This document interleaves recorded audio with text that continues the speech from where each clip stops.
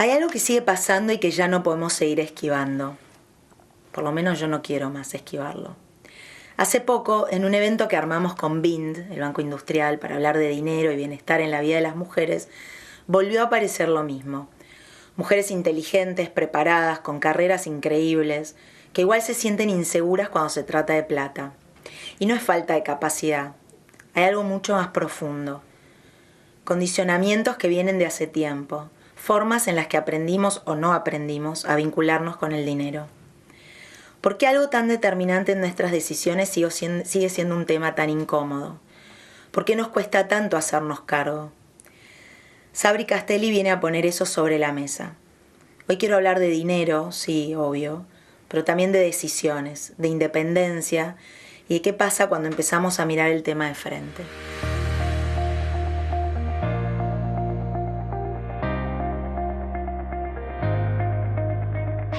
Mi nombre es Sabrina Maguas y esto es No Ordinary People, No para los amigos. En esta 8ª temporada, sí, escuchaste bien, 8ª, vamos a seguir abriendo conversaciones con mujeres alucinantes, reales, escuchando sus historias y viendo cómo esas impactan en nosotras. No me dejes sola. De novo, 1h30 conversando en portugués. Contenido 100% humano. Nina Valle Aminga. Selwell by Avi María. BIND, Finanzas para Mujeres Felices. Sabri, también hace un año que estoy tratando de sentarme con vos, así que ahora, y aparte son dos. Somos dos. Son dos, que vale doble esta entrevista. Gracias. Aparte, gracias en este contexto por venir.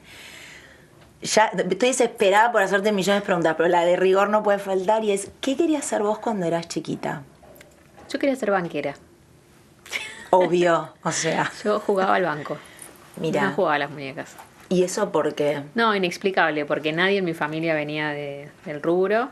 Pero yo le pedía a mi mamá papeles para simular papeles de oficina y sellaba y una caja registradora y me gustaba eso. Claro, no era un supermercado, era un banco. Era un banco, sí, tal cual. No era un supermercado, no era un local comercial típico. No vendía ropa. No vendía limonada, no. Yo era como que manejaba plata y papeles. O sea, era eso lo que me gustaba. Y la verdad que me hice muchas veces la pregunta como, viste, destino, no sé qué es, pero era algo que me llamaba la atención en ese momento. ¿Cómo era el contexto en el que vos creciste? No, nada que ver de ese mundo, porque yo crecí en una familia muy tradicional, clase media. Mi papá trabajaba en Fuerza Aérea, volaba esos aviones Hércules que llevan en misiones y demás, como que me crié con el mundo de los aviones y de la aviación, y mi mamá era ama de casa. Entonces no había nada vinculado al mundo ni comercial ni de negocios, era más otro estilo de vida, digamos un estilo de vida muy de ir a la iglesia los domingos, viste, como muy tradicional. Sí. Y la verdad que no sé de dónde vino ese interés mío, como muy genuino a una edad muy temprana, digamos. Y después, a medida que fuiste creciendo... Cuando fui creciendo, pasó una tragedia muy grande, que es que mi padre fallece cuando yo tenía 9 años y mi hermana tenía 8 días. Y en una familia tan tradicional, donde él era el proveedor, mi papá tenía su trabajo en relación de dependencia y demás en el Estado, pero además era muy emprendedor y tenía algunos otros negocios más chicos, tipo un kiosco, una agencia de remis. Claro, todo muy en la informalidad, ¿viste? Con un amigo, con un socio.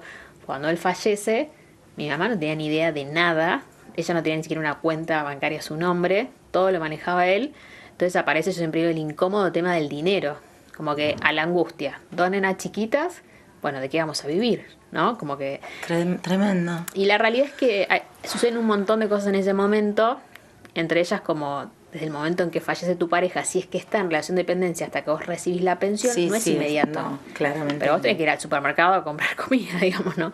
Entonces, bueno, yo vi todo ese proceso de mi mamá como muy confundida con todo lo que tenía que enfrentar, su proceso de bancarización. O sea, yo me acuerdo yendo a mi mamá al banco y llorando diciendo, no entiendo lo que me están diciendo, ¿no? O sea, en una situación muy, muy difícil. Entonces, eso también dejó una huella en mí como, qué difícil que es el tema del dinero. ¿Vos jugabas al banco antes de que pasara? Sí, antes, más chica, sí.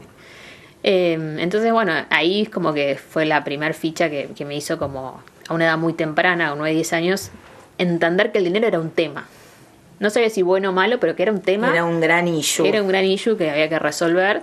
Y en ese momento a mi mamá le toca tomar la decisión de qué hacer con el seguro de vida de mi padre. Y ella, como, bueno, no tenía acceso a información y demás, hizo lo que pudo en ese momento, que fue como ponerlo en un plazo fijo en un banco. Esto fue en el año 1996. 5 años después, yo tenía 14, 15 años ya, llega la crisis del 2001 y bueno, mamá pierde casi el 100% en el corralito. Entonces fue como otro golpe financiero muy distinto, porque uno fue una tragedia familiar, mi padre falleció con 33 años, súper joven, y lo otro fue una crisis financiera inentendible si no eras del mundo, ¿no? Sí. Entonces yo me crié con eso como, puede haber una crisis y tu plata desaparece. Y me crié con la pregunta de, ¿qué es una crisis financiera? O sea, ¿cómo es que la plata desaparece? ¿Por qué pasa eso? Después de grande entendí que en realidad lo que pasó en ese momento era que, bueno, hubo una quiebra del sistema financiero y lo que a vos te hacían es te daban unos bonos.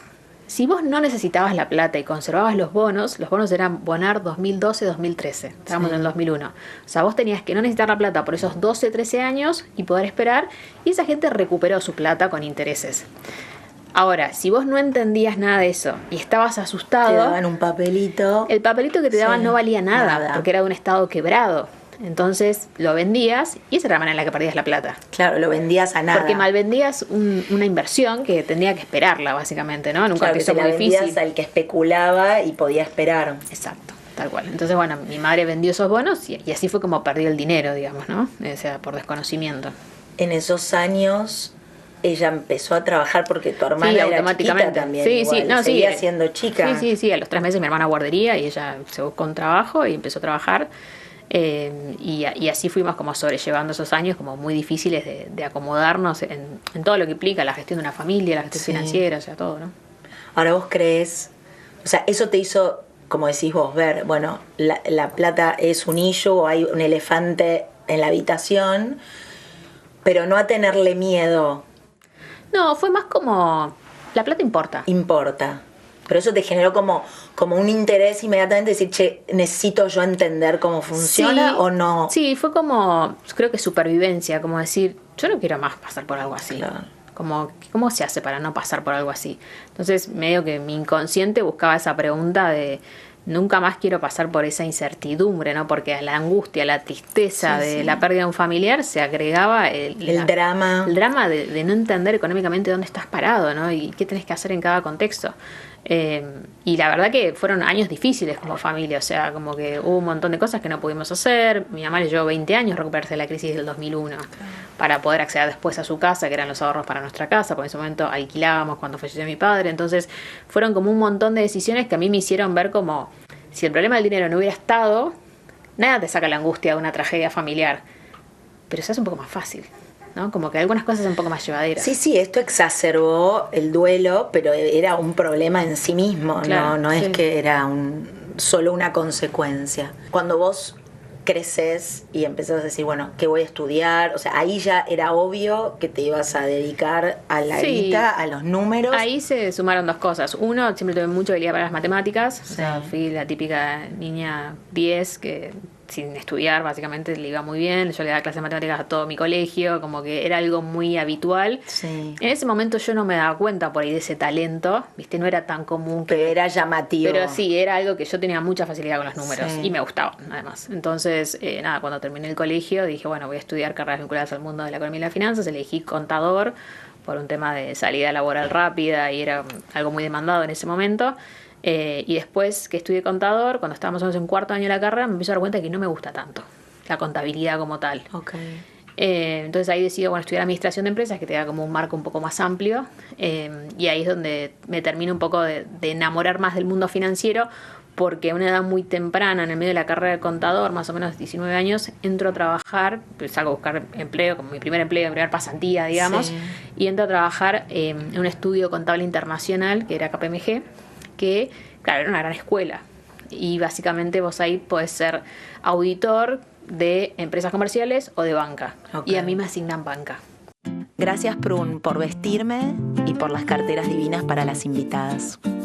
Entonces era como esa chica que había perdido sus ahorros, de repente era auditora de bancos de inversión. Encima eran bancos mayoristas, o sea, me tocaba ir a todos los bancos donde para ser cliente tenías que poner, en ese momento era un plazo fijo, me acuerdo, más de $1 millón.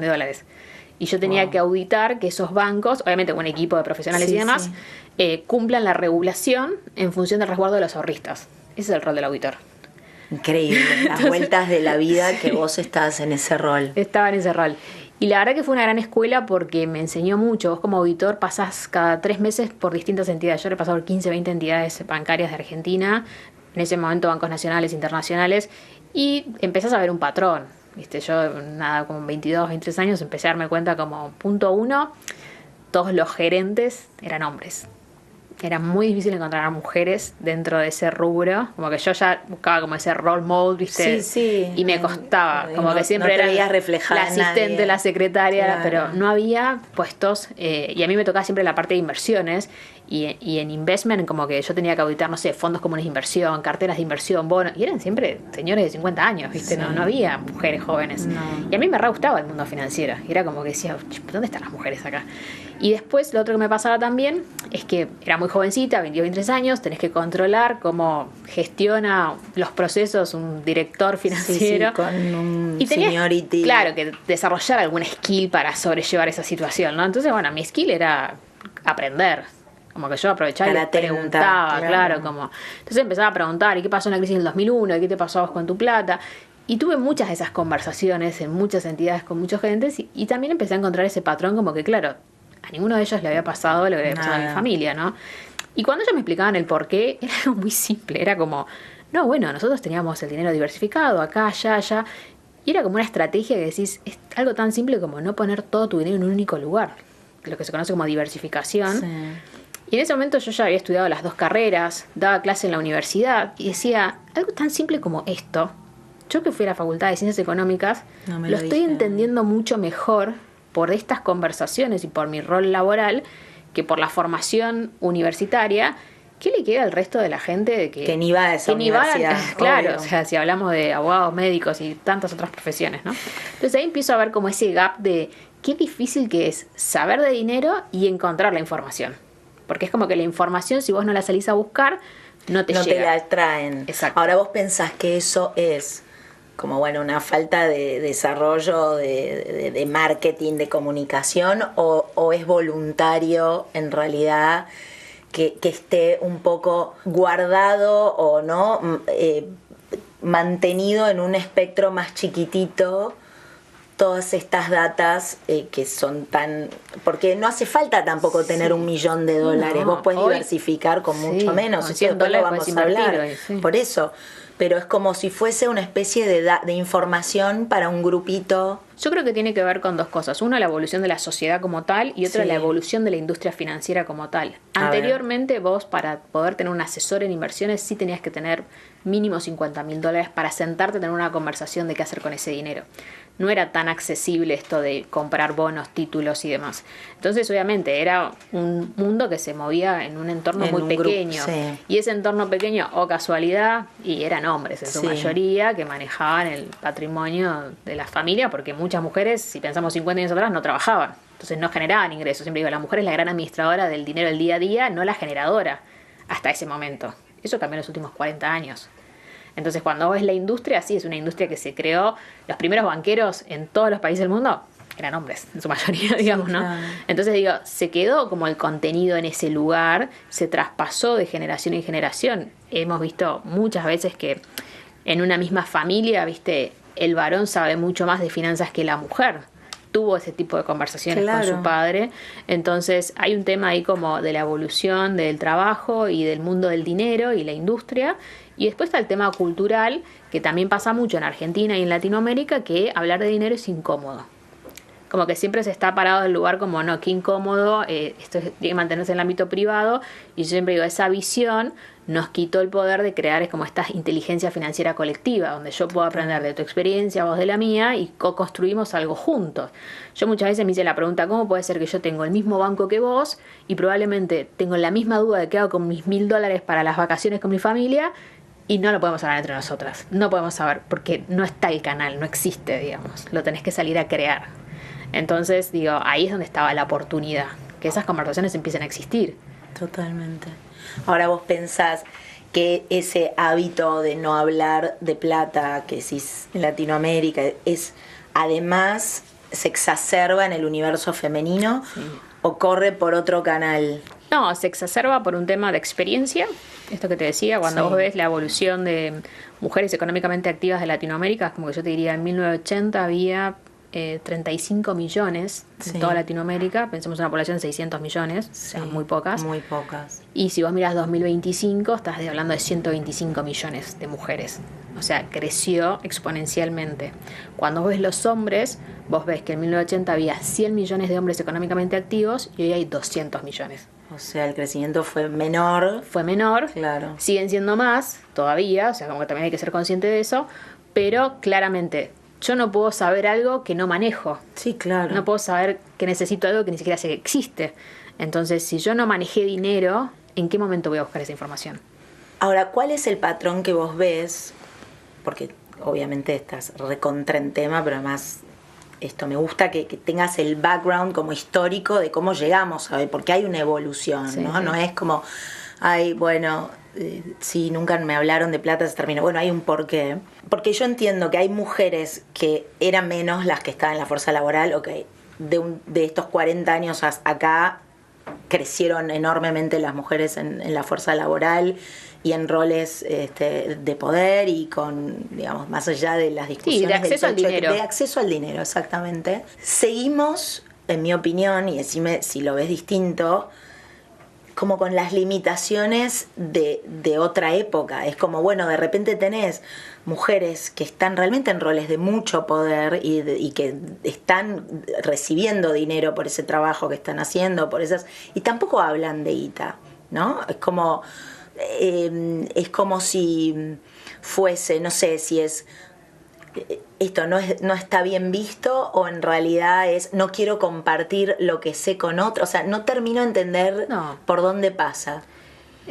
Hay un estudio de Banco Mundial, tiene como una subunidad que es Women's World Banking. O sea, estudian exclusivamente a nivel global qué le pasa a la mujer con el dinero y los productos que hay en el nivel global.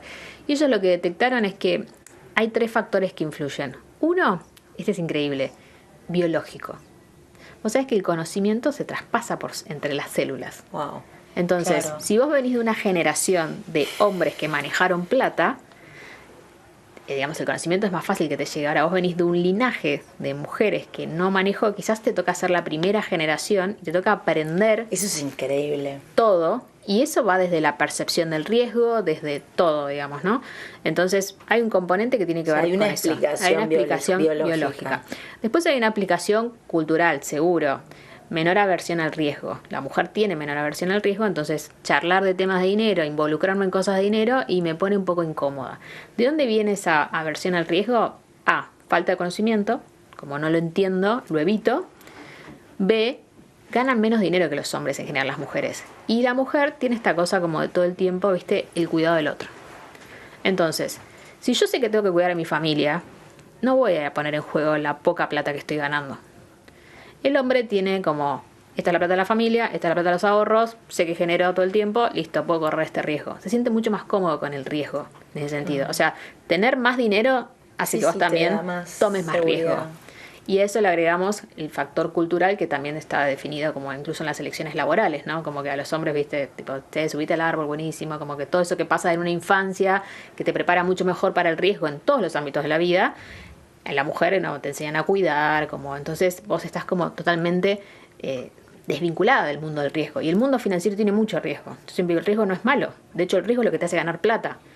El tema es no entenderlo. Entonces, si yo estoy acostumbrada a estar totalmente fuera de ese lugar y voy al lugar seguro, la familia, el cuidado, claro, el mundo del riesgo me resulta totalmente ajeno, ni me interesa ser parte de eso y no sé ni cómo enfrentarlo. Entonces, la conversación no surge a raíz de esas situaciones. Está bueno lo que vos decís, pero yo en paralelo pienso como qué loco que también las mujeres se la pasan haciendo, no sé si malabares financieros, pero malabares financieros, ¿no? Porque tenés como un recurso y lo estirás de una manera maravillosa que yo siento que un varón no podría y no se sabe cómo con esa plata. Se hizo la cena, se le compró o le cambió lo que necesitaba para ir al colegio y de paso le compró la merienda que sabe que le gusta al otro hijo. Entonces es fuerte que no nos sintamos, a pesar de todas esas pruebas diarias, cotidianas, de que tenemos la pasta necesaria para aprender. Obviamente que hay que aprender, ¿no? Sí, pero yo creo que ahí radica el poder, ¿eh? O sea, a mí una de las cosas que también más me movilizó a vincularme al mundo financiero y de las mujeres, yo trabajé muchos años en el mundo del marketing, ¿viste? Hay una frase súper hecha que es como que las mujeres toman el 80% de las decisiones de compra. Hoy, de hecho, que ese número está más alto todavía. Okay. Entonces yo decía, ¿cómo puede ser que la economía global se mueve por el consumo y la que toma la decisión de consumo es la mujer, pero en el gasto, no en la inversión y el crecimiento del patrimonio? Ahora, si todo el expertise que vos tenés en el gasto y en la administración, vos lo trasladás al mundo de la generación de dinero, sos una bomba. El tema es cómo hago este traspaso. ¿Cómo lo hago? Bueno, educación 1, porque hay reglas que funcionan distintos.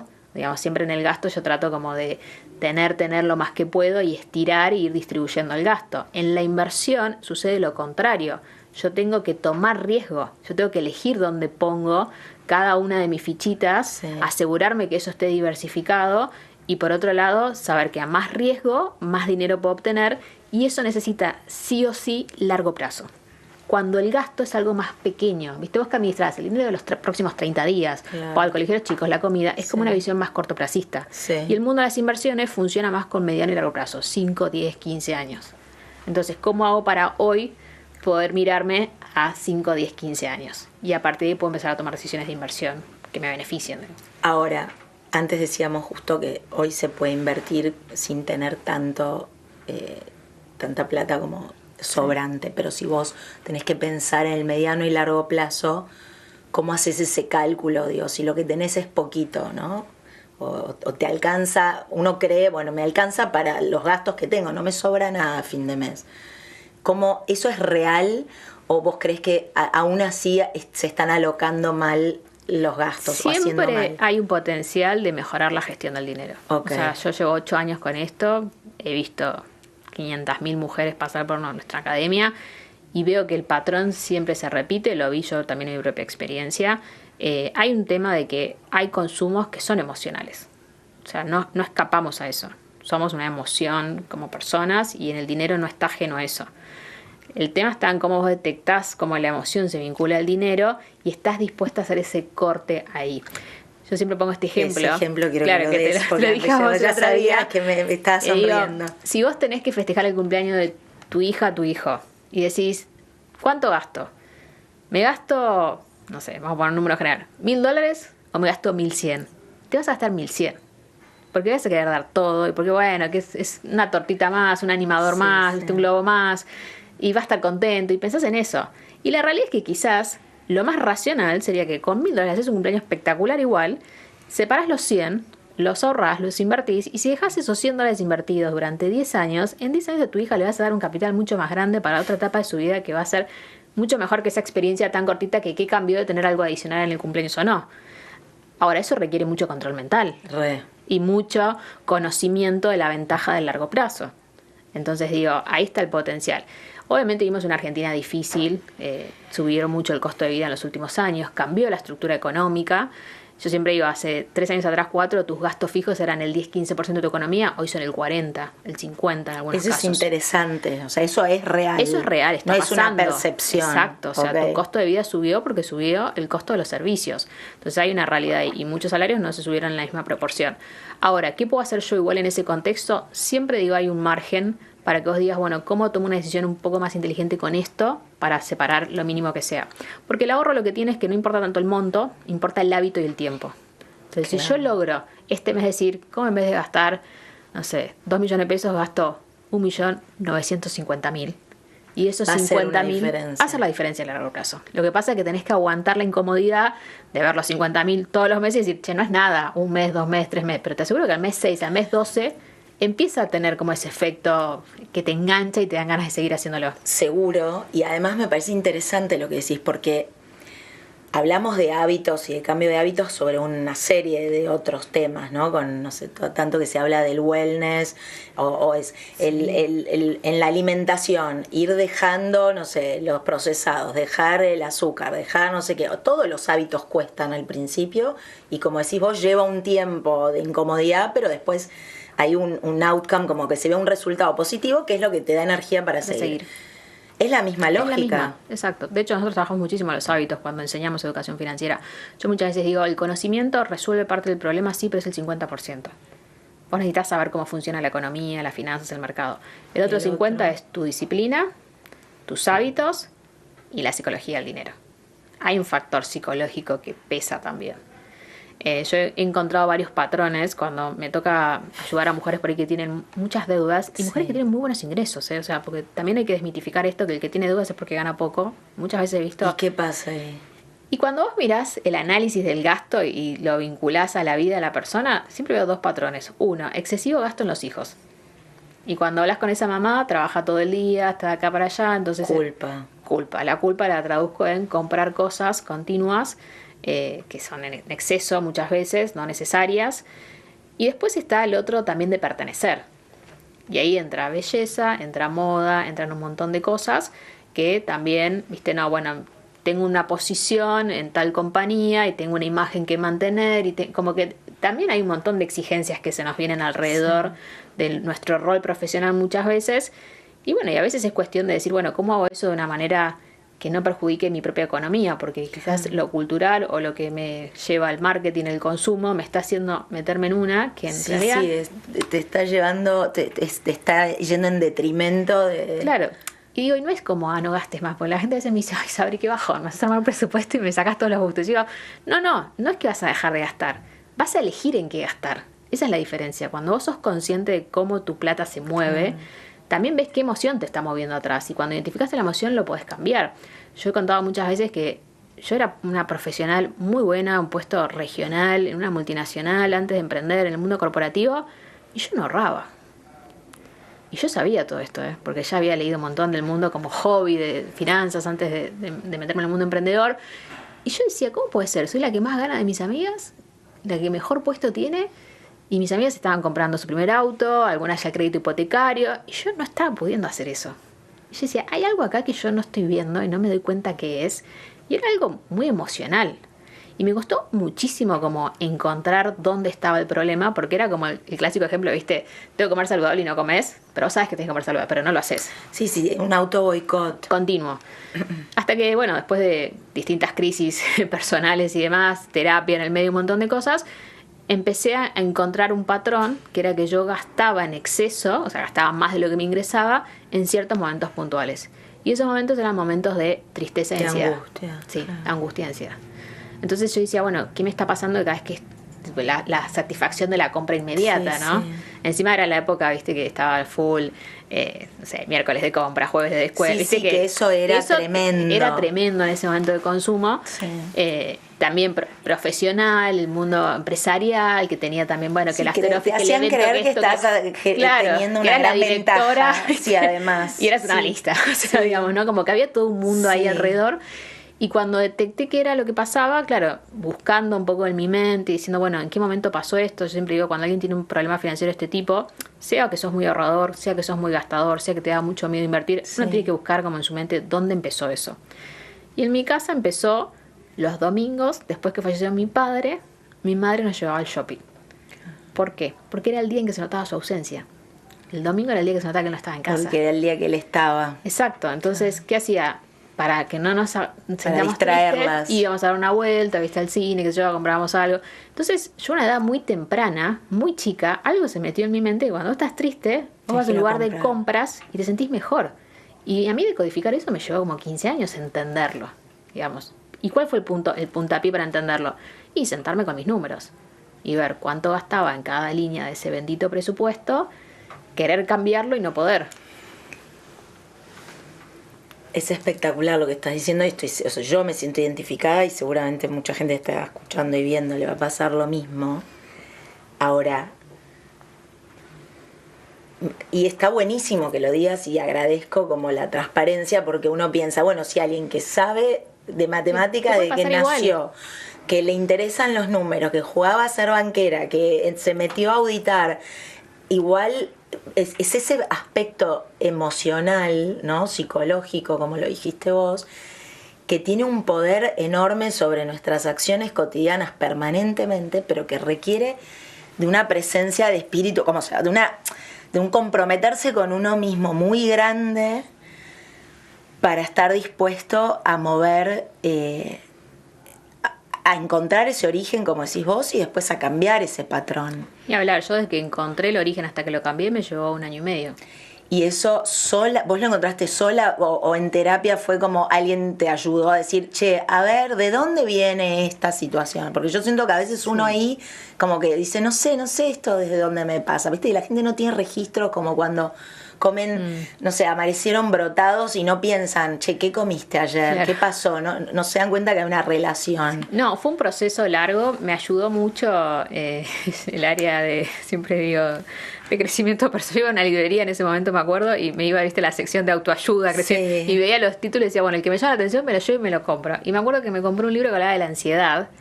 Nada que ver. Y ese libro en un momento te explica el proceso de aprendizaje del cerebro. O sea, y ahí me metí bastante en neurociencias y creo que eso fue lo que me ayudó a terminar de unir. O sea, psicología, apoyo terapéutico, entender cómo funciona la mente, el cerebro, las neurociencias y unir eso con mi historia de vida. O sea, fue como esa unión.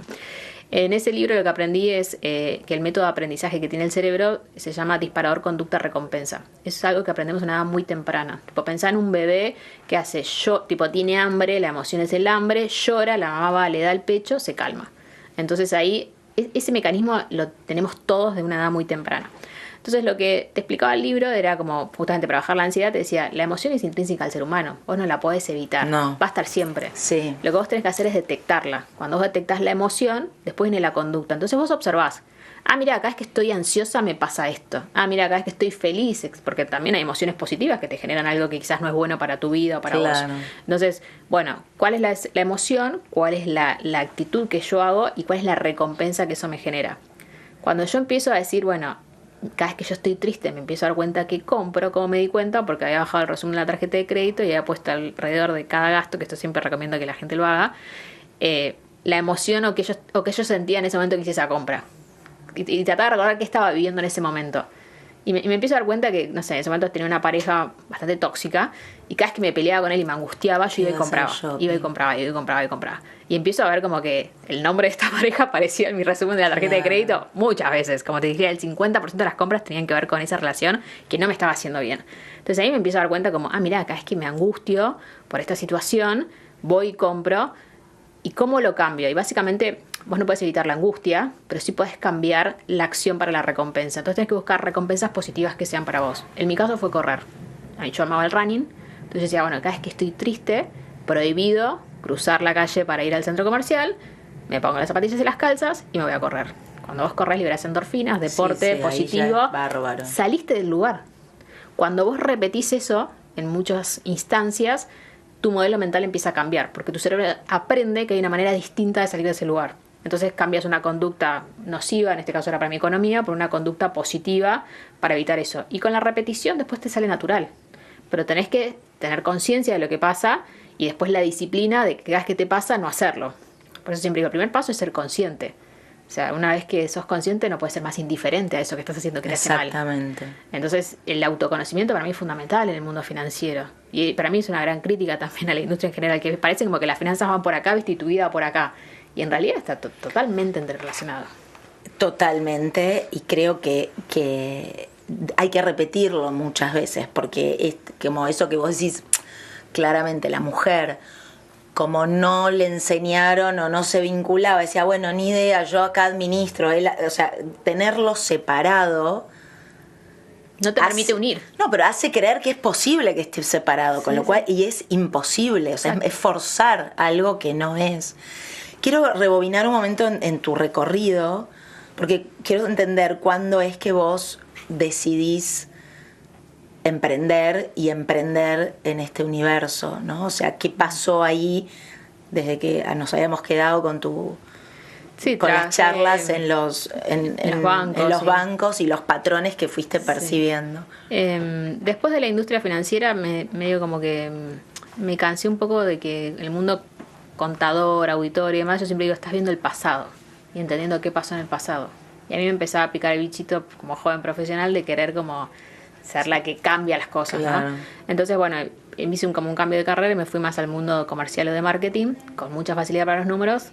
hice un carrerón. Claro. Porque entré en una industria donde quizás nadie sabe números. Nadie sabe números, tal Ni cual. los piensan. Exacto. Entonces, nada, entré como... Me acuerdo que tuve que resignar, que esto también yo siempre digo contarlo, ¿no? Que a veces en un cambio profesional vos resignás salario y posición. Yo era senior de finanzas y me fui a una junior comercial de marketing. Pero lo hiciste pues sabías que querías hacer ese cambio de Quería carrera. explorar algo distinto. Okay. Era como que decía, necesito nutrirme de otras áreas, ya entendí todo el mundo financiero, ahora quiero meterme en ese lugar. Y la verdad que me gustó mucho todo el análisis numérico, comercial y demás, y bueno, entré en una compañía digital, que era lo contrario al mundo corporativo tradicional bancario, y me encargaba de básicamente armar todas las estrategias comerciales para distintos países. Y empecé a crecer. Entonces, fui junior, sí, pero 3 meses. A los 6 meses era jefa de área, a los otros 6 meses era gerente regional y de repente tenía 7 países, 60 personas a cargo con 26 años. Entonces fue como un carrerón enorme. ¿Y qué me pasó? Me pasó el techo de cristal.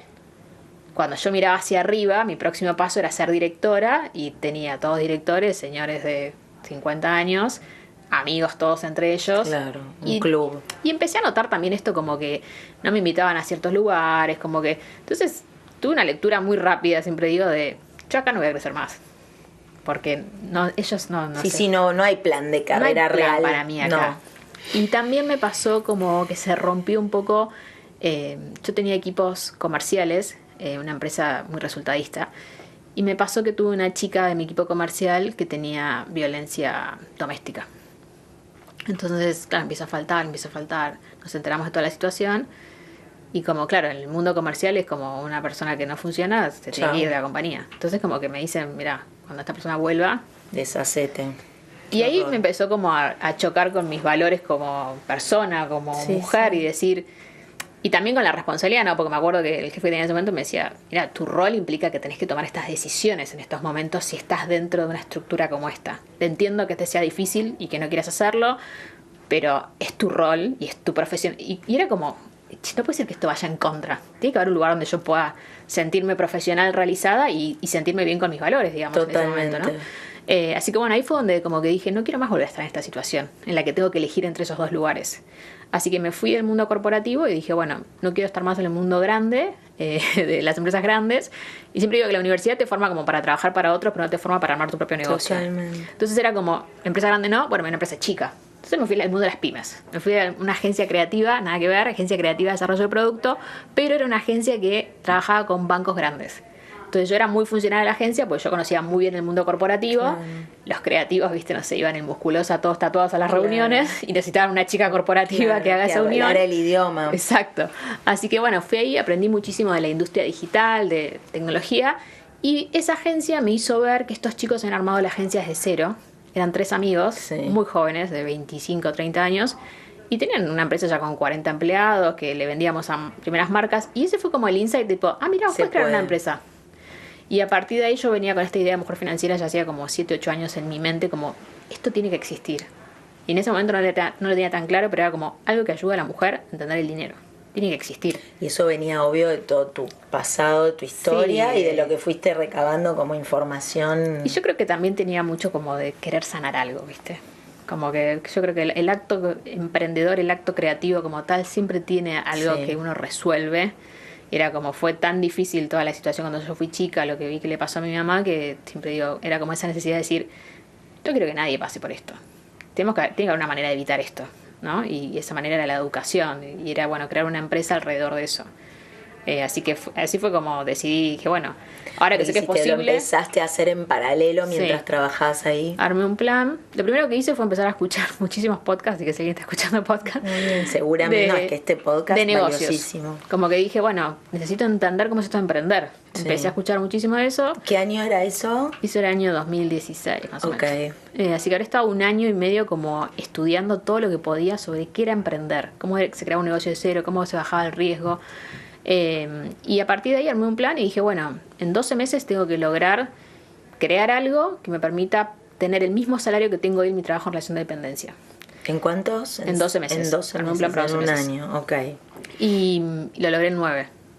Cuando en 9 meses vi que ya estaba ganando casi lo mismo, con un estilo de vida, siempre digo, o sea, yo me levantaba a las 5 de la mañana, trabajaba para el futuro mujer financiera que ni existía en ese momento, desde las 5:30 hasta las 9 que me iba a la oficina. En el almuerzo no hablaba con nadie porque me iba sola con la computadora a comer una ensalada y trabajar en mi proyecto, y llegaba a mi casa a las 6, 7 de la tarde y seguía hasta las 10 de la noche. O sea, fueron como esos 9 meses, siempre digo, la doble vida. Este era como el marido y el amante, bueno, era el trabajo en relación de dependencia y el emprendimiento creándose. Un año de no ir a cumpleaños, de no ir a eventos, de poco deporte. O sea, como que cambió mi vida completamente porque estaba muy enfocada en decir, necesito saber si esto va a funcionar o no. Y yo tenía muy en claro que era una inversión de un año para sacarme la duda de si esto podía ser un negocio o no, básicamente. Pero ¿y vos ahí qué te planteabas? Porque vos tenías, o sea, la hipótesis era, ok, ayudar a que las mujeres, era armar una escuela, era... No, la hipótesis en esa búsqueda de, bueno, primero tengo que entender el mundo de los negocios y después tenía que entender qué pasaba con la industria como tal de las finanzas y las mujeres. Sí. En Argentina no había nada de eso, no era ni siquiera la época fintech, o sea, no existían productos como IOI ni billeteras. Entonces yo me pongo a investigar mucho, siempre fui a leer mucho paper, muchas cosas afuera, y veo que Asia y África eran pioneros en inclusión financiera de mujeres. Y empecé a ver qué modelos de negocios había ahí.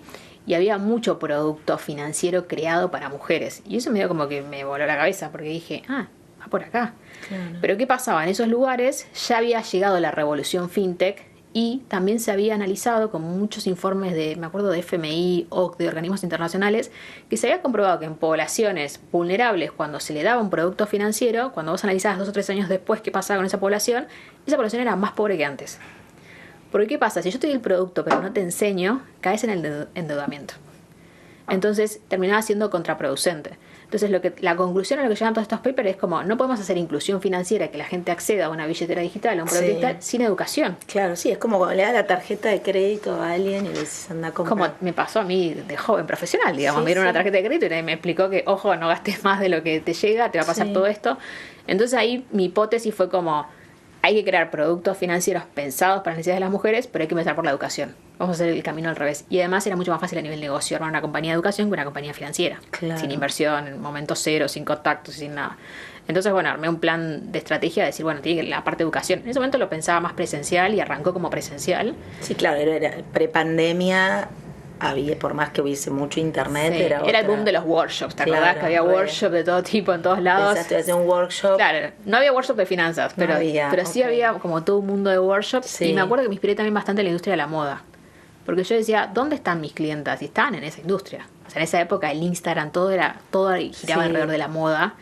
Y yo decía, bueno, si utilizamos la estrategia de comunicación de la moda para acercar el mundo financiero a un segmento que no está acostumbrado, vos ibas a la comunicación de bancos y siempre viste era todo dorado, azul, negro, rojo. O sea, y el mundo de la mujer era colorido, era pastel, era moda, era como otra cosa. Entonces yo decía, hay un gap ahí de comunicación también.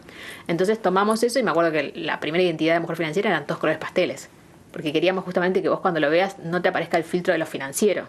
Que fuera femenino. Que fuera el universo femenino. Sí. Exacto. Después, bueno, miramos al verde dólar porque es más significativo. A quien no le gusta el verde. Tal cual.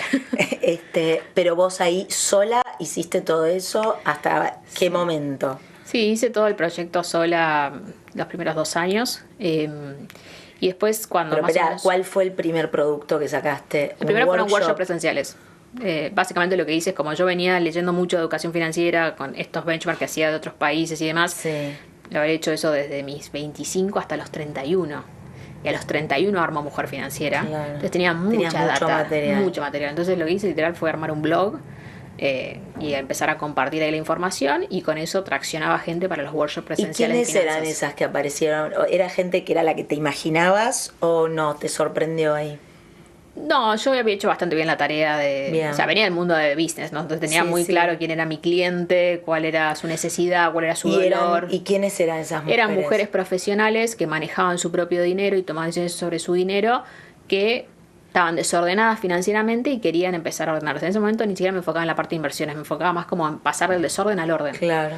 Y darles claridad con esa situación, que era algo que yo también había vivido, y que veía que había como un agujero dentro de la industria, como que todos te hablaban por ahí de empezar a invertir, pero no te hablaban de la parte previa. Entonces me enfoqué en eso, y las primeras que llegaron fue redes sociales. O sea, siempre digo, con una red. Instagram ya tenías una cuenta, la abriste. ¿Cómo la fue abrí en el 2018. Y la abrí siguiendo una estrategia de marketing que era básicamente el blog generaba contenido y necesitaba el Instagram para mandar gente al blog, al sitio web, y de ahí informar sobre los workshops, básicamente. Claro. Y en Instagram lo habré tenido 1 año y medio solo con contenido, sin aparecer yo. O sea, no estaban los planes de convertirme en influencer, digamos. Claro. Era más como una estrategia de adquisición bien marketinera. Sí. Y después del año y medio, me acuerdo que un día hablando con un mentor, me dijo como, César, lo que estás armando está bueno. Me dijo, tenés una buena historia, tenés que salir a contar la historia. Claro. Me dijo, tenés que... Y yo era muy Ponerle introvertida. cara. Era muy chica nerd del Excel, puertas adentro. La verdad que no, el mundo de la comunicación no era algo... Me gustaba como planificarlo, ¿viste? Estar atrás bambalinas. Pero no aparecer. Y en ese momento, en la desesperación de querer que tu negocio funcione, ¿viste? Haces de todo. Haces lo que hay que hacer. Y dije, bueno, pruebo, veo qué pasa. Bloom Life, suplementos adaptógenos. Todavía tengo guardado el primer video que subí, cuando lo veo digo, qué horror. O sea, pero bueno. No, pero debe haber convertido bien porque está bueno ver quién está del otro lado. Sí, era genuino. Y la verdad que... Y me acuerdo que yo vivía en un monoambiente en Palermo y tenía todas las paredes empapeladas con el plan de negocio de la empresa. Hasta tenía el organigrama que me imaginaba cuando era yo sola. Y en los videos vos ves de fondo todos los post-it con el organigrama. Claro, serial killer parecía. Serial killer total. Pero siempre digo, la idea de tener una empresa que escale la tuve desde el día 1. Y yo sabía que eran baby steps que había que ir dando para llegar. Así que bueno, empezó un poco así. Y después cuando yo salí en las redes, sí, las redes empezaron a crecer. ¿Esos workshops los dabas vos? Sí, los daba yo. En presenciales. Sí, 15, ¿En dónde? 20 ¿En tu mujeres. casa? Ahí en ese, no, alquilaba un cowork. Alquilabas un cowork y ahí se reunían. Sí, ahí se reunían. Daban duraba, pérdida. Porque gastaba, y lo que gastaba entre alquilar y tipo, no daban plata, la verdad. Pero lo que hice ahí fue empezar a asesorar mujeres 1 a 1 a ordenar sus finanzas. Entonces eso me permitió empezar a tener un caudal de dinero en esas como consultorías tipo coaching financiero. ¿Y eso que lo cobrabas como por hora? Claro, lo cobraba por hora. Y eran programas que las acompañaba durante 3 meses a ordenar sus finanzas. Y eso a mí me dio mucha información. Claro. Lo habré hecho como con 1000 mujeres. Porque me dio mucha información de los patrones y de los problemas que aparecían continuamente. ¿Y cuáles son para vos esos patrones típicos? Y uno es no ser consciente en qué gastas la plata. O sea, como nunca me alcanza. Bueno, anotá los gastos. Y había mujeres que venían la semana siguiente y me dicen, no los anoté. ¿Y por qué no los anotaste? No, bueno, porque es incómodo. No, bueno, porque no quiero. Sí, es re incómodo ver que estás usando mal la plata.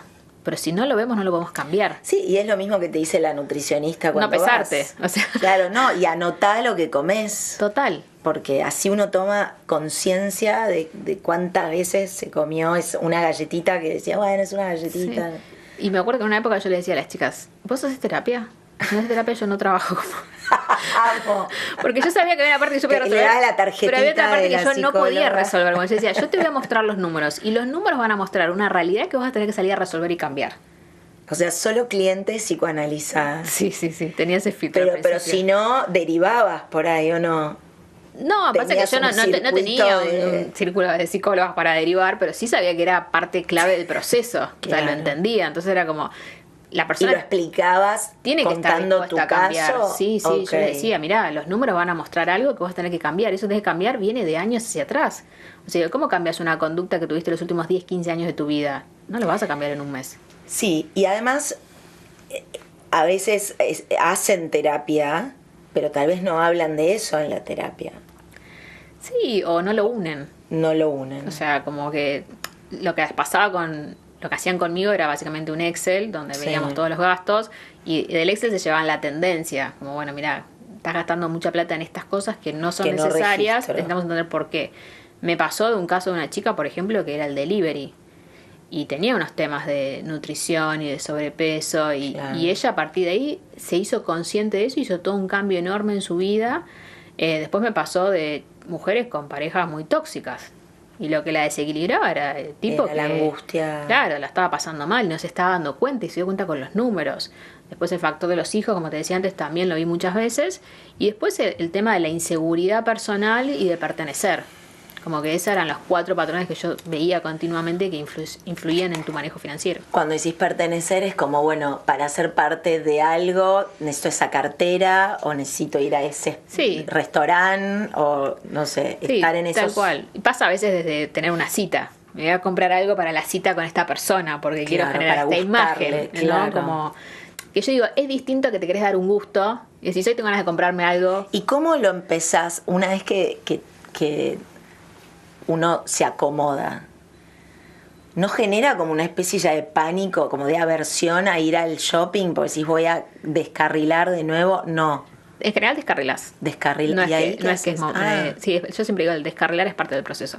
Como Bien. que a mí me sorprendía cuando alguien no descarrilaba, decía, me estás mintiendo. Claro, hay algo que no me Hay estás algo, diciendo. porque es muy difícil cambiarlo 100%. O sea, vas a descarrilar, lo que pasa es que te vas a tener una situación de consumo, decir, esto no debería haber gastado, ¿viste? Como, Sí. te empieza a agarrar como la incomodidad. Te volvés a tu casa con la bolsa contenta, pero decís, Sabiendo que hiciste mal. esto no tendría que haber sido. Y yo digo, ese momento vale oro.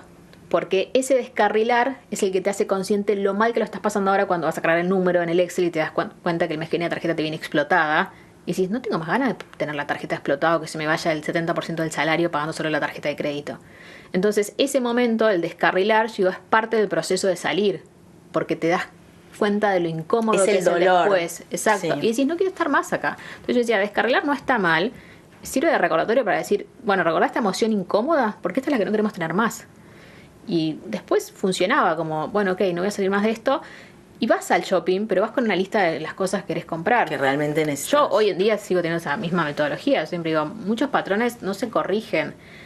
Solo que vos sos consciente y te creas mecanismos para contenerlos. Yo, por ejemplo, soy muy consciente de que a mí me va a gustar siempre comprar y gastar.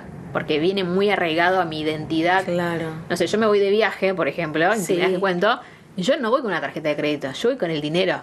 Y si acá el dinero no compro más si me voy de viaje al exterior. Esa es como una medida de autolimitarse. Claro, es como mi Ok. manera, no caigo en lo que sé que me puede hacer mal, porque viste que cuando te vas de viaje perdés dimensión entre el cansancio, el Sí, sueño, que sí, estás... sí. No, yo voy con esta suma de dinero y cuando se va la suma de dinero sé que ya está, se acabó. Entonces yo misma me fui creando mis propios mecanismos para evitar que eso me pase, porque sé que la emocionalidad puede venir en cualquier momento. Me pasó ahora incluso con el embarazo, ¿no? Como Eso que, te iba a preguntar. sí, la ansiedad del bebé de querer comprar un Claro. montón. Y fue como, no, yo no voy a comprar nada hasta el mes 8, me voy a dedicar solo a ahorrar estos 8 meses y cuando vaya al mes 8 voy con la lista, habiendo hablado con otras mamás de qué cosas son las que sí realmente voy a necesitar y eso es lo que voy a comprar. Entonces, Genia, ¿y lo lograste? sí, pero lo logré y además lo disfruto un montón Claro. ahora. Porque Ahora porque estás en el mes que compras. Sí, este es mi mes de compra. Este es mi mes de compra, chicas. Sí. Pero fuiste más eficiente probablemente porque hiciste todo un research de 7 meses. Un research de 7 meses, hablar con muchas mamás que te dicen como, mirá, esto Sí, no esto sirve, sí, esto no. Y le abrí una cuenta de inversión a la Eso beba. también me desde el parece un momento dato en que muy relevante. Me enteré que estaba embarazada. Y ahí vas poniendo, ¿qué? Todos los ¿Cuánto? meses $100. $100 por mes. Sí. Y eso ya no lo va a poder tocar hasta... Y por cómo funciona la ley, hasta los 13 años no puede estar a su nombre. O sea, hoy un niño de 13 años, un adolescente en realidad, puede ya tener una cuenta de inversión a su nombre con un cotitular mayor de edad. Antes tiene que estar a tu nombre. Claro. Y cuando vos la llegue pones eso, como cotitular. la pones como cotitular. Habrá que ver cómo funciona la ley en ese momento, capaz hay un Claro. trámite.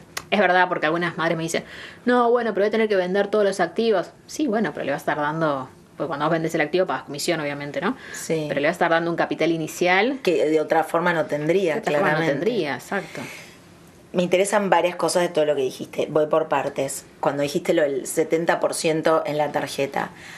Porque uno escucha, yo también escucho podcast y leo libros y qué sé yo, y tenés distintas teorías de qué porcentaje hay que alocarle a cada cosa, ¿no? Entre los gastos fijos, entre el ahorro y el gasto en uno mismo, o la inversión, o no sé, vos me dirás cómo son las categorías. ¿Vos tenés como una teoría armada al respecto? Sí, hay una regla que es la regla global. Sí. Que hay como un manual, siempre digo, buenas prácticas Sí. a nivel global, que te habla de la regla 50-30-20, que básicamente te dice el 100% del ingreso, 50% va a gasto fijo, que es lo que todos los meses sí o sí tenés que pagar, y un gasto fijo es aquel en el cual vos no tenés control. Te digo, por ejemplo, no sé, el colegio de los chicos vos no podés pagar menos, el alquiler no podés pagar menos, es el monto que es. La luz sí. No, porque te la Ponele- cortan. Te la cortan. O Ok, sea- está bien, pero si dejas todo prendido, uno puede tener el hábito de ser más No, pero me cuidadoso. refiero como a la factura, la obligación Ok, de pago. Una vez que ok. llega, vos no tenés control de pagar menos. sobre eso no, yo decía sobre el monto. Eso es gasto fijo. Ok, perfecto. Gasto variable es en el que vos al momento de gastar, Hmm. vos podés elegir cuánto. Ok. Indumentaria, salidas, supermercado. O voy a Claro. comprar al supermercado más caro o voy al mayorista. Yo Sí. elijo en ese momento, digamos. Entonces tengo más margen de control. ¿Por qué sirve tener esta separación? Porque cuando vos estás justo o querés armar una estrategia de ahorro o tenés un objetivo muy ambicioso, a veces digo de inversión, decís, bueno, ¿cómo reducimos al máximo? Los gastos fijos en general es muy difícil reducirlos. Los variables son los que reducís y los que te permiten incrementar el ahorro. Entonces esta regla te dice del 100%, 50 gasto fijo, 30% gasto variable, 20% ahorro. ¿Qué pasa con esa regla? Y que en países como Argentina es muy difícil. Es muy difícil cumplirla. Yo he visto miles de economías en estos 8 años. En general la gente ahorra 5% de su salario con suerte. Pero cuando empieza a acomodar, yo veo que terminan ahorrando el 20% en un periodo entre 6 meses y un año. Qué bien. ¿Qué pasa? Cambian los hábitos de consumo. Claro. Como que de repente empezás a decir, bueno, esto Tomás conciencia. puedo gastar menos acá, puedo cambiar o aumentan ingresos. Porque a veces digo, ver los números y ver que la plata está justa o que vos no puedes ahorrar lo que querés, no se trata solo de, tengo que cambiar mi calidad de vida. Sí, sino no que se te trata de decir, salís ¿cómo con el genero cuchillo más? entre los dientes. Total. He visto muchos casos de muchas mujeres que o cambian de empleo, generan un negocio extra o alguna actividad independiente y con eso logran levantar el ingreso y el ingreso nuevo va directo a ahorro. Entonces de repente el ahorro sí es el 20% del salario ahora. Sí, porque está bueno también decir que mirar los números no es solo deprimente. Ni hablar. O sea, es muy poderoso. Es muy poderoso y es una ventana a posibilidades nuevas, a este estímulo de decir, espera, en realidad yo tal vez podría estar haciendo más plata y no la estoy haciendo. Te digo algo más. Yo muchas veces les digo a algunas chicas, imagínate ganando el doble. ¿Qué harías? Y te dicen, no, bueno, sí, el que claro. haría sí, ¿viste? Bueno, ¿y cómo lo hacemos? No, imposible. No, bueno, pensemos cómo lo hacemos. Claro. Y en el pensar aparecen 2, 3, 4 planes de acción.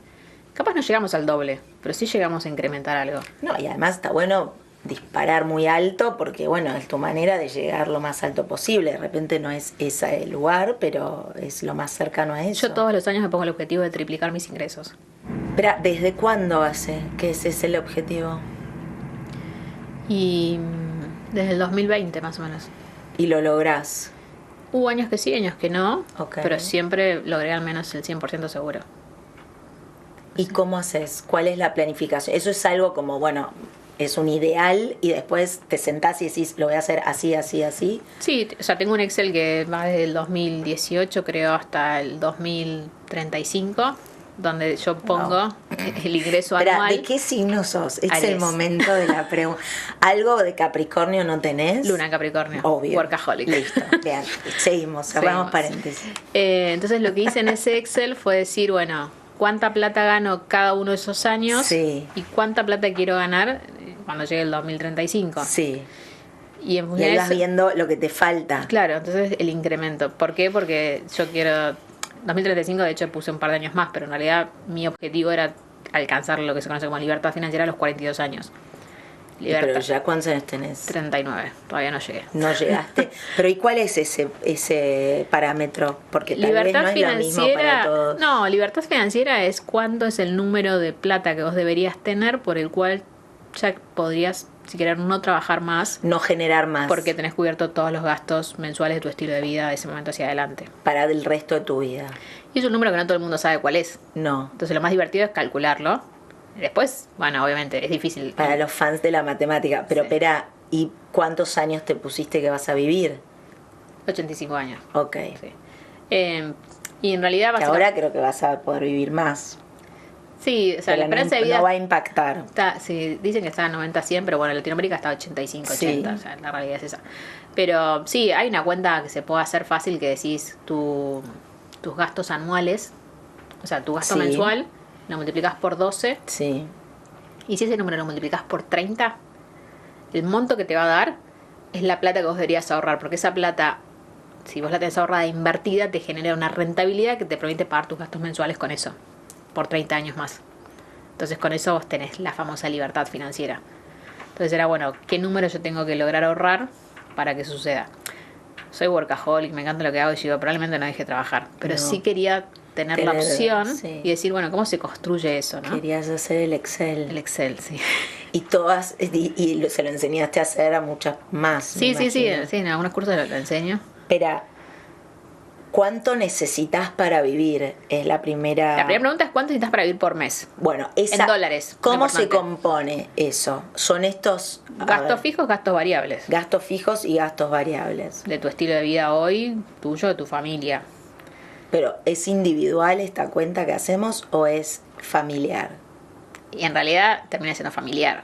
Porque vos vas a querer tus hijos tengan tu propio estilo de vida. Bien. También te puedes sentar con tu pareja y decir, bueno, ¿cuál es ese número para nosotros? Claro. ¿No? Que sería quizás lo más fácil. Sí, pregunto más fácil y difícil a la vez. Porque... Sí, ponerte de acuerdo es lo difícil, Sí. más fácil porque tenés 2 ingresos y claro. puedes llegar mejor. Pero sí, es calcular el costo. O sea, la mayoría de las mujeres pensamos en familia y lo hacemos para nuestra familia. Mi familia gasta esto por mes. Ese número vos lo tenés que saber. Para todo. Porque es el número sobre el cual construís el resguardo si algo sale mal, y es el número sobre el cual decís, con esto construyo esa libertad financiera en el futuro. Después vemos las formas y cuánto tiempo nos puede llevar. Yo siempre digo, el momento que yo me senté a definir esto, hicieron un plan de 10 años, 12 años. No era algo que sucedía en 3 años, 4. Hoy estoy más o menos en el año 5 o 6 de ese plan que armé. Sí. Entonces, bueno, todavía quedan unos años más. Y en el medio vas creando estrategias contingentes para si algo sale mal. Que yo eso lo tengo súper claro por la historia de mi familia. Entonces, no sé, me ha tocado tomar decisiones de mucho riesgo. Sí, por ejemplo, cuando emprendí. Y muchas veces saqué plata grande de mis ahorros para meter en la empresa. Y era un riesgo. Porque, digo, estoy descapitalizando a la familia. Conversaciones con mi marido re difíciles, como Alicia, no me estás loca con lo que estás haciendo. No sé, decisiones de no comprarnos una casa porque esa plata va al negocio. Íbamos a alquilar. Y él como súper tradicional, no. Y yo, sí. Y me dice, no, pero si pasa algo, hay un seguro de vida. Si te pasa algo a vos, yo cobro tanto. Si me pasa algo a mí, cobro tanto. Listo. ¿Qué otro riesgo hay? Ya está. Entonces, como que hay decisiones que vos vas tomando, construyendo un poco, entendiendo el producto financiero que tenés en la mesa y cuál te sirve, y cuál es la estrategia que vos vas a ir eligiendo para construir ese capital. Pero bueno, a mí me encanta esto. No, pero es que es fascinante, y como lo contás vos, a mí que no me encanta, también me está encantando, así que vamos. ¿Se van todas a vender la casa ahora y le invierten la plata? No, bueno, porque me había quedado pendiente repasar la ecuación esta de la libertad financiera. Son lo que te cuesta a vos y a tu familia tu vivir costo de vida por mes, gastos fijos más variables. Sí. Ese número lo convertís a dólar. Sí. Puedes utilizar tipo de cambio MEP hoy en día, por ejemplo. Y ese número por 12 es tu gasto anual. Claro. Listo. A ese gasto anual, si vos querés ser puntillosa, decís, bueno, agregale el costo de las vacaciones, por ejemplo. Las vacaciones familiares. Le agregás el costo de las vacaciones anuales, un viaje en familia. Sí. Y no sé, cada 2 años puedes decir, y tenemos que cambiar el auto, qué sé yo. Cosas que suceden. Uno tiene que sentarse a hacer esas preguntas, ¿no? Claro. Bueno, listo, cambio el auto cada 2 años. Bueno, entonces te va a quedar un número total sobre los costos, más las vacaciones, más alguna cosa extra que como familia quieran hacer. Y ese número lo deberías multiplicar por 30. Por 30. Hay un dato interesante, cuando haces esa cuenta, en general los números suelen estar alrededor de $500.000, más o menos. Okay. O sea, la mayoría de los números que he visto calculados, más o menos, obviamente depende del estilo de vida de una familia. Sí, una familia más o menos. Claro, pero que ¿viste? puede normal. Exacto, decís, ¿cómo llego a ese número? Parece muy Sí. difícil. Y la realidad es que sí es difícil si lo querés llegar ya. Pero si armás un plan de 15, 20 o 10 años, no es tan difícil. Lo que cambia es cómo genero un ingreso que me permita ahorrar e invertir esos 10, 15 años para llegar a esa suma de capital, quizás a mis 45, a mis 50 años. Y es el famoso concepto de retirarte antes. No esperar a los 65 años para disfrutar la vida, sino decir, no, mira, yo a los 55 años ya tengo resuelto el tema financiero mío y de mi familia. Claro. Me puedo dedicar a disfrutar o... Sí, que es un desafío de cambio de mindset cultural, porque uno viene mamando... Algunas familias más que otras, algunas profesiones tienen como, no sé, el médico, ponele, es alguien que medio que siente que tiene que trabajar toda la vida. Yo siento que ahora las generaciones cambiaron y un poco lo que vos decías en ese momento en la facultad no te enseña a ser tu propio jefe, ¿no? Trabajar en empresa grande, empresa chiquita. Ahora hay como un cambio de mindset, y los jóvenes quieren todos laboral, ser emprendedores, sí, en realidad, es como lo opuesto. Sí, no sé. Sí. Pero me quedé pensando ahí en varias cosas. Una, en cómo haces, o si pensás que es realmente como el desafío o en lo que vos venís trabajando con mujeres, después las que están en pareja, ese paso extra de decir, bueno, entonces las finanzas son compartidas, o la que venía con una finanza compartida conviene que las tenga separada. En general las tienen compartidas y está ok, es lo único que hay que empezar a modificar la dinámica.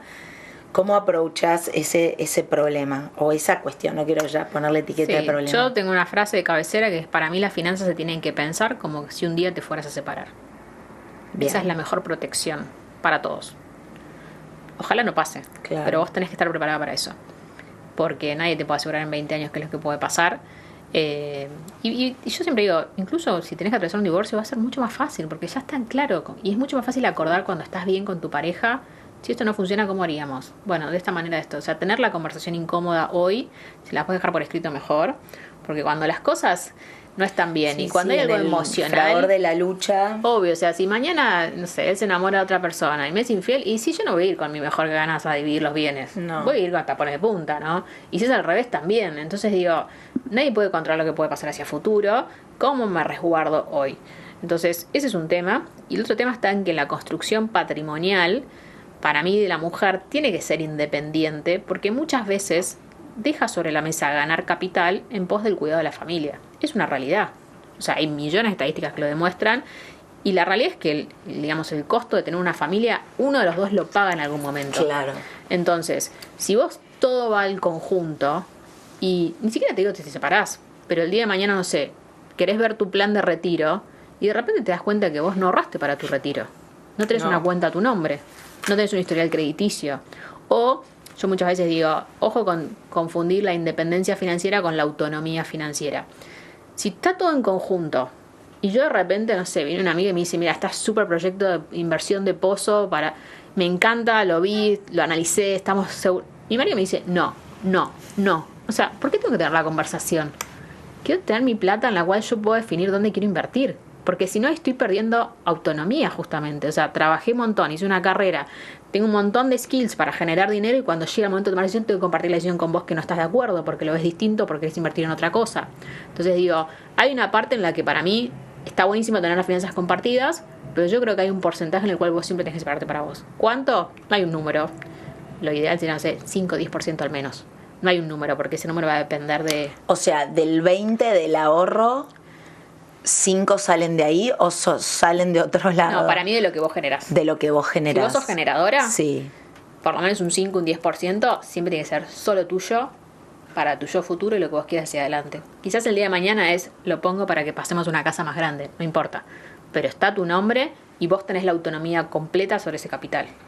Y eso hace que el día de mañana, no sé, querés ayudar a tus padres porque están grandes, querés pagar, no tenés que negociar nada con tu pareja, vos vas y lo haces.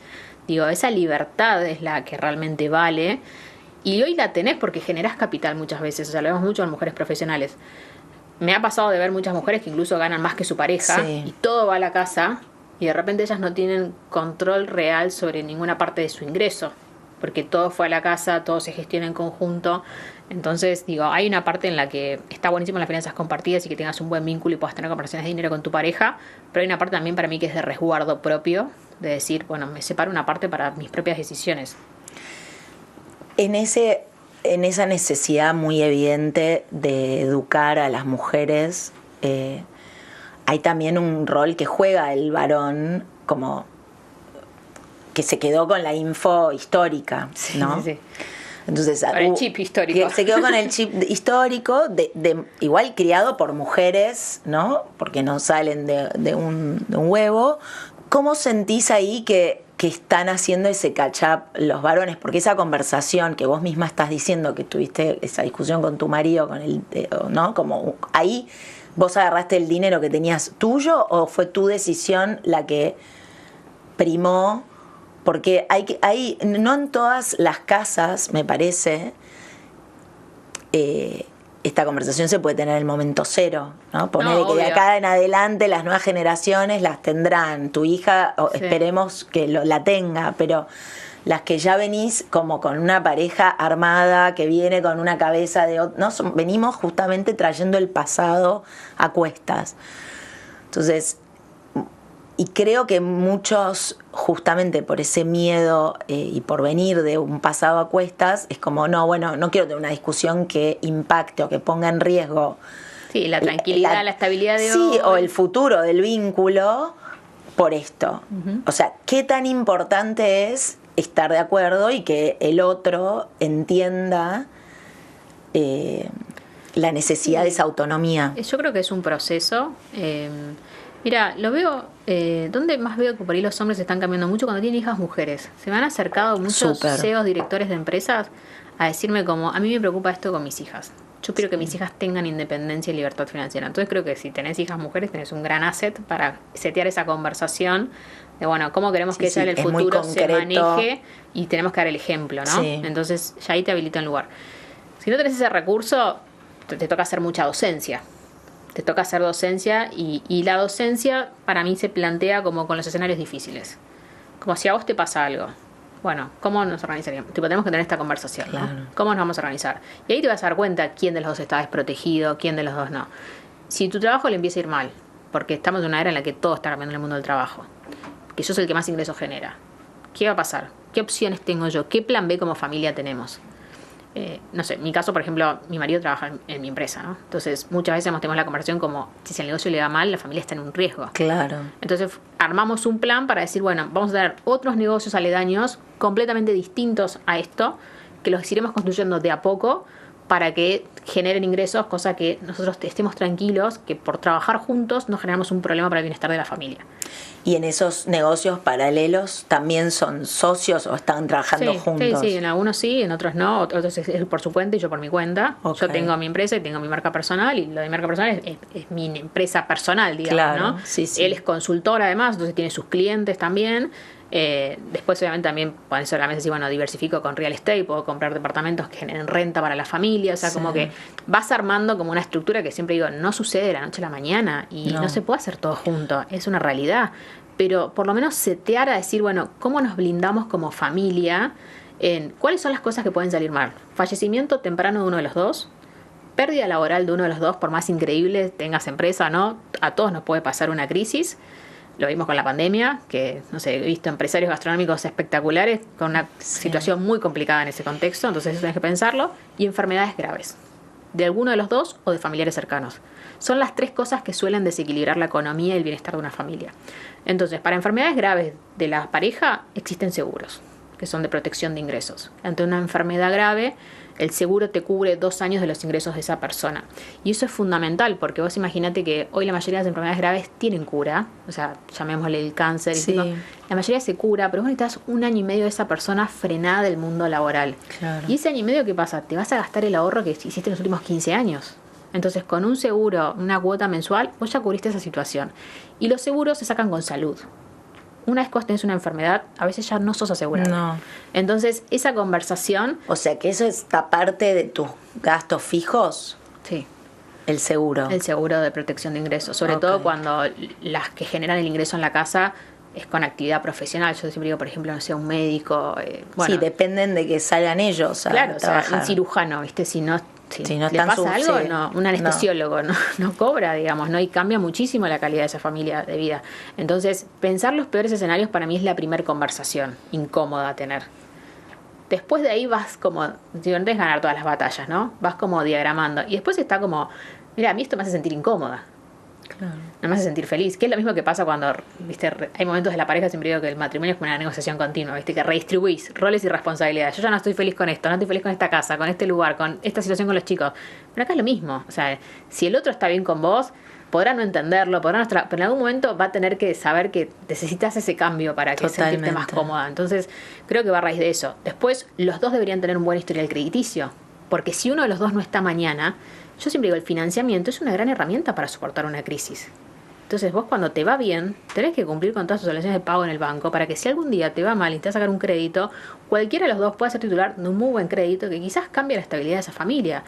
Un crédito para una operación de un hijo que se enferma, un crédito para cambiar de casa, para, no sé, comprar un departamento en que venga mi mamá al lado y me dé una mano porque vos no estás más. O sea, hay muchas situaciones que yo digo, no puedes pensar todo lo malo, pero sí te puedes preparar para que si lo malo aparezca, vos estés en la mejor forma a nivel financiero preparado. Aparte está bueno porque es tan peor todo eso que estás diciendo que ya la discusión del dinero se corre parece de lugar. mínima. Claro, y digamos que los dos vamos a estar de acuerdo en que queremos el bienestar de nuestros hijos, digamos, no más cuando hay hijos en el medio. Totalmente. Entonces ahí ya la conversación cambia un montón. Me quedé pensando en otra cosa, ahora que viste lo de los créditos, que bueno, ahora hay un poco más de créditos, también como sucede en Argentina, eso es cíclico. Ahora, volviendo al cálculo de lo... ¿Te gustó lo de la libertad financiera? Pero totalmente. Tengo 2 preguntas que salen de ahí. Una, ¿existen hoy acá como fondos para invertir y que esa sea el número al que uno Sí. para llegar? Sí. Sí, existen. O sea, hay dos mecanismos para hacerlo. Lo haces por tu cuenta, que es básicamente vos ahorrás, invertís todos los meses en un broker y vos te elegís los activos de inversión o con un asesor en inversiones. Y después existe el otro mundo, que son las compañías de seguro, tienen productos que se llaman planes de retiro, justamente, en el cual vos aportás una suma mensual. En general se te descuenta la tarjeta de crédito y ellos eligen en qué activos elegir. Como que acá delegás la decisión de inversión. En el otro escenario, vos te haces cargo de elegir cada uno de los productos financieros y de controlar tu cartera de inversión. A veces cuando en la pareja uno de los dos es más financiero, te combinan eligiendo la primera opción, porque Para tiene tener menos más. comisiones, Ok. que tiene como algunas ventajas, pero la otra no está nada mal porque, por ejemplo, se puede deducir de ganancias, lo que vos aportás ahí. Ok.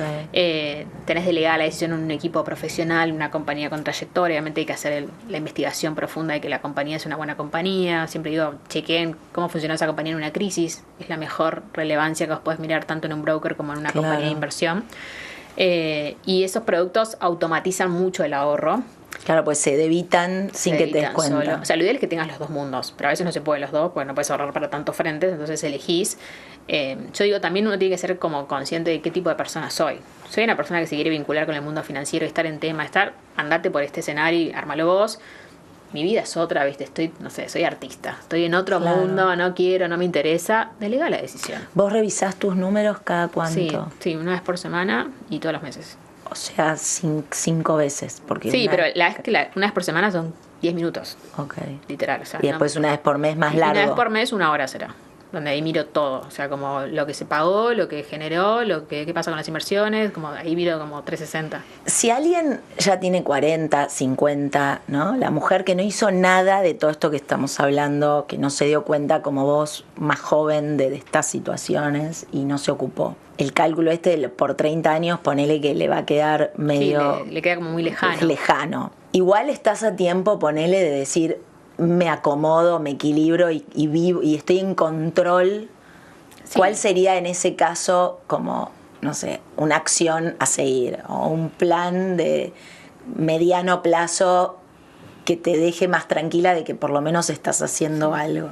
Mira, justo esta semana leí la historia de una clienta que ella dijo, tengo 54 años y me hice la pregunta de dónde fue la plata que gané todos estos años de vida laboral, porque la verdad que no tengo un ahorro muy sólido. Y más allá de haber comprado algo para mis hijas o para mis padres, no recuerdo como qué hice. Como no sé qué pasó, pasó la vida, ¿no? Y tenía una hija de 30 años que se había ido a vivir a Nueva Zelanda. Y entonces la hija vuelve y escucha que la hija se compró un motorhome, que viajó por toda Nueva Zelanda. Entonces ella como que dice, me sentí como totalmente, no sé, como en una situación muy crítica y mi hija como que ganando mucho menos. Había podido hacer un entonces, ¿qué montón. pasó, no? Bueno, y la hija le dice, no, la verdad que aprendí a armar un presupuesto, me puse objetivos y fui cumpliendo. Sí. Y ella le dice, bueno, contame cómo lo hiciste. Entonces la hija le Y empieza a estaba en contar. Nueva Zelanda Sí, también. estaba en Nueva Zelanda, ¿no? Sí. Y arma un presupuesto y bueno, después de un año esta mujer logra armar su fondo de emergencia, que Mirá. es dinero de resguardo para 3 meses, y un pequeño ahorro para su etapa de retiro y empezar a invertirlo. Entonces yo siempre digo, la verdad que siempre puedes hacer algo. O sea, no importa el momento en el que estés, siempre vas a poder hacer algo para estar un poco mejor, pero tenés que tener conciencia de que el estar un poco mejor no va a ser inmediato. Va a ser un periodo de tiempo de 3 años mínimo, 5, 10. Si vos tenés ese horizonte, hoy puedes hacer muchísimas cosas para estar mejor ahí. El punto 1 es entender bien tus gastos y tu Que es lo que presupuesto, hablamos. que es lo que hablamos. Y el punto 2 es empezar a invertir ese dinero. Hoy la verdad estamos en una era en la que con un clic desde el teléfono lo podés hacer. Y yo siempre digo, mucho de esto se aprende haciendo, no tenés que saber todas las respuestas. Es como la maternidad, ¿no? ¿Viste? Claro. O sea, lo aprendés sobre Sí, la marcha. sobre la marcha. Y no tenés que mandar toda tu plata a invertir.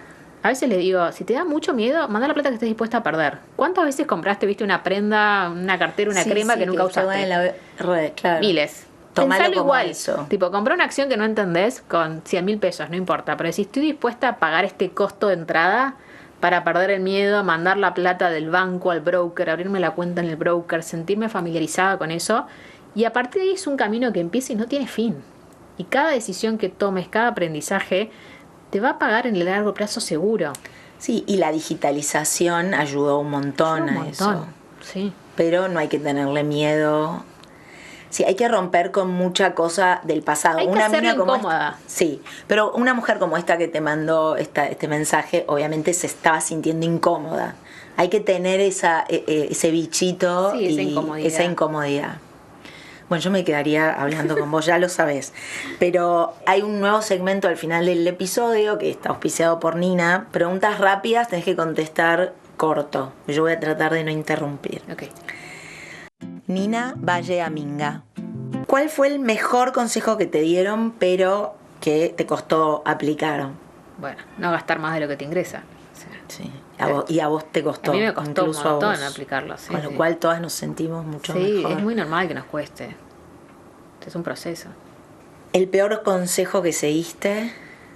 El peor consejo que seguí fue cuando empecé a emprender, preguntarle a todos los advisors de negocio que tenía, Claro. que la gente, como vos preguntás a los que tengan más experiencia que vos. Y la verdad que la mayoría de los consejos que me dieron casi me hicieron fundir mi compañía. Y el día en que yo me empoderé y dije, yo soy la que conoce este negocio y voy a tomar mis propias decisiones en función a lo que yo siento que es, mi negocio empezó a crecer. Y me salió muy caro eso. Me salió muy caro desde lo económico, desde lo físico, como no Sí, confiar, lo emocional, no claro. confiar en mi criterio. Como el peor consejo fue ese, como andá a buscar consejos a la gente que ya lo hizo, que creo que está buenísimo, uno aprende un montón y hoy lo sigo haciendo. Pero Sí, soy sí, mucho más cuidadosa. pero con un criterio propio. Sí. ¿Algo que hoy haces distinto a lo que te enseñaron al principio? Creo que las relaciones de pareja, del matrimonio, ¿no? Como que yo venía muy de esta generación como las cosas tienen que ser como yo quiero, si no, no estoy en pareja. Y tuve que aprender a que no van a ser como yo quiero. Tuve que aprender que el amor te hace como renegociar y que el matrimonio y las relaciones en general humanas es un como renegociar continuo. Permanentemente. Y yo estaba más seteada como que, bueno, era blanco-negro, ¿viste? Y no, son grises. Bueno, bien que te diste cuenta todavía en la relación, que a Sí. veces es demasiado tarde. ¿Qué decisión tuya, mirando para atrás, sentís que te define más? Creo que tomar decisiones con el instinto. Muchas veces tomaba decisiones que como que racionalmente no cerraban por ningún lado, pero a mí algo me decía que había que hacerlo. Me pasó cuando decidí emprender, como que todo el mundo me decía, no va a funcionar, no es el momento. Pero a mí algo me decía que había que hacerlo, ¿no? Y hoy miro hacia atrás y digo, qué bien que lo hice. Me pasó también con mi marido, divorciado con 2 hijos. Y me acuerdo que mi mamá me decía, ¿vos estás segura en la que te vas a meter? Me decía. Y yo como que digo, no lo puedo explicar. Y hoy que llevamos 8 años juntos, digo, es la pareja que yo tenía que encontrar porque él permitió que yo pueda sacar mi máximo potencial. Y sí, no era el ideal imaginario de uno. En ¿no? la teoría. Exacto, pero creo que, viste, cuando algo adentro tuyo, muchas decisiones como con la tripa le dicen, viste, Total. con la panza. Sí, es instintivo. Es instinto. Y creo que la mujer lo tiene mucho eso. Sí, pero no lo escucha tanto, que está Exacto. conectado con lo otro que dijiste. Bueno, y hoy si pudieses brindar, que no puedes brindar con vino, pero si pudieses, ¿por qué brindarías? Hoy brindaría creo por las mujeres que se animan a atravesar la incomodidad. Creo que hay que ser muy valiente y tener mucho coraje para encontrarte con lo incómodo, pero del otro lado de lo incómodo en general está el crecimiento en cualquier área de la vida. Entonces a mí hoy me gusta mucho como cruzarme con esas mujeres que veo que están haciendo ese proceso. A mí me tocó hacer ese proceso como emprendedora, con la maternidad también, con un montón de cosas, ¿no? Y siento que tenemos una fuerza tan arrolladora como mujeres, que a veces, viste, nos apichonamos con cosas que decís, no, vos estás para más. Entonces brindaría por eso, por esas mujeres que se animan a atravesar lo incómodo, porque primero que ellas logran un crecimiento en general muy grande y segundo que funcionan como role model para las demás generaciones que vienen hacia atrás. Brindo con vos por eso. Gracias, Sabri, una Gracias. genia. Mil gracias. Espera, ¿cómo se llama la bebé que Anastasia. viene? Anastasia. Por ambas. Gracias. Gracias. Gracias por estar del otro lado. Acordate de seguir y compartir si pensás que el contenido está bueno. Nos encontrás en Spotify, en YouTube y en Instagram en @nopodcast. Muchísimas gracias. Nos vemos.